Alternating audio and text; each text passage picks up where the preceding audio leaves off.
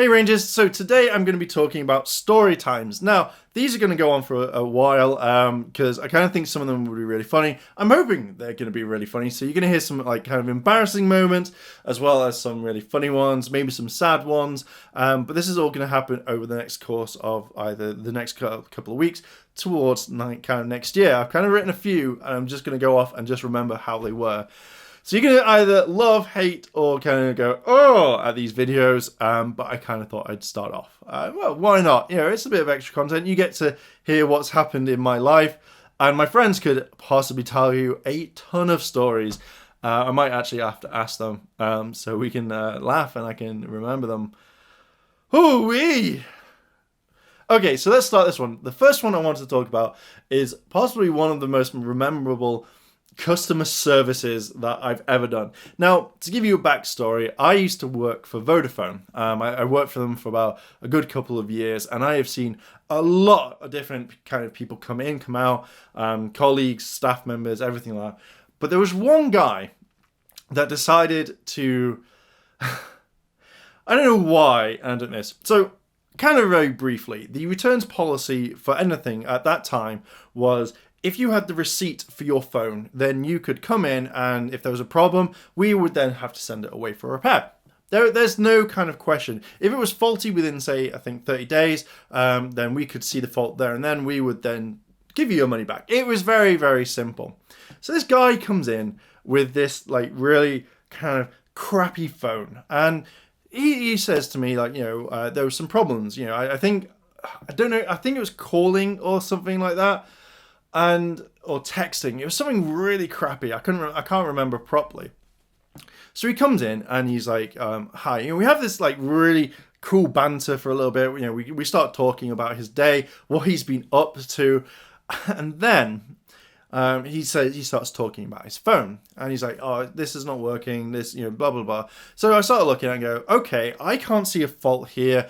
Obviously this fault could happen at any point. I don't know. So what we can do is we can send it away for repair. It will be back in within like a week to this amount of time. I just need to take your account details. So he's giving me all his details. He's giving me his number, and I'm like, okay, yeah, I see that you've not been using it, and yep, that's fine. You're within the set amount of days that we can do this. If you could please just give me your receipt. What we will do is we will have a look, and then I'll send it away for repair. I'll get the forms. So I load up the forms ready, and he hands me a credit card receipt. So there's little pieces of paper. I don't know if they're everywhere, but as soon as you use your card, you get like a little receipt. One goes to the cashier or the sales assistant, and the other one gets given to you. So it's all for like filing away and stuff like that. So he hands me this little receipt, and I'm like, oh, I'm really, really sorry. That's not what we need. We need a proper big receipt. And he's like, well, I don't have one. I'm like, okay, well, if you let me take this to my supervisor, I'll see what we can do. But just to let you know, we have to have the full receipt so we can see when you've bought it. We can take the details from the receipt and we can put it in the system, and it gets back to you faster. And he's like, fine, yeah, just take it. And I'm like, okay, cool, thank you very much. So I walk over to my supervisor, and I'm like, hi. I'm like, okay, so gentleman's brought his phone in. It's not working. Can we send it away for repair? And he's like, has he got the receipt? Has he got the paperwork for it? And I'm like, he's got this little card receipt. And he's like, right, we're not meant to, but it does state Vodafone. If you check the records, I'm like, yeah, I have. And he's like, okay, so I want you to go over and say, yeah, you'll do it. No problem. I'm like, cool, okay, thanks. So I walk over and go, oh, I'm really sorry about your wait there. Yeah, we can send this away for repair, but it's going to be 7 days. And I think he then turns around and goes, are you going to give me another phone to use in the meantime? I'm like, unfortunately not. Our policy says that with pay-as-you-go, then we can't give you a courtesy phone. If you are on contract, then we can give you a courtesy phone if you have insurance. And then at this point, the man looks me dead bluntly in the face, takes his phone and smashes it straight on the corner of the table. And I'm like, okay. And I'm like, why would you do that? And he starts shouting at me. He goes, how dare you do this? You were not going to send it away for a repair. You are a bad bad company. You know, the fact is that I give you my business. I am on pay-as-you-go. How dare you do this? How dare you treat me like a second-class citizen? How dare you? And he starts stamping his feet, slamming his fists on the table. And I'm like, sir, you don't have to do this. We were going to send it away for a pay. He's like, no, you weren't. Rah, rah, rah. And he starts storming out. And I look at him and went, do you want your SIM card? And he comes back and he's like, yeah, please, I'll take that back. Thank you very much. And walked out. Just walks out. And I'm like, oh. And the person behind him was just like, you did everything right.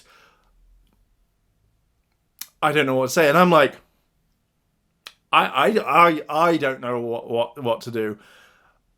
And then I don't think I ever saw that guy again. I'm just trying to think. I don't know if I saw him ever again, or if he just came back and bought another phone because he broke it.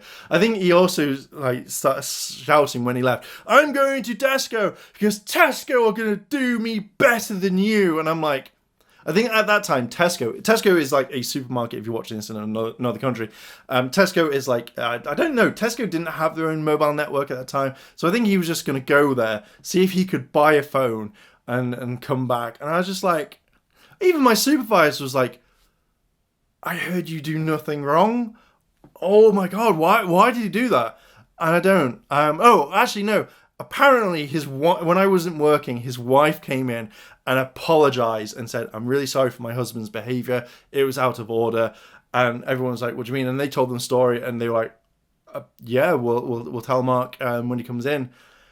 Oh, out of all the stories I've ever told about customer service, that has stuck in my mind the most. I couldn't tell you any other ones about customer service without having to really think about it, that isn't my favorite moment. And I'm like,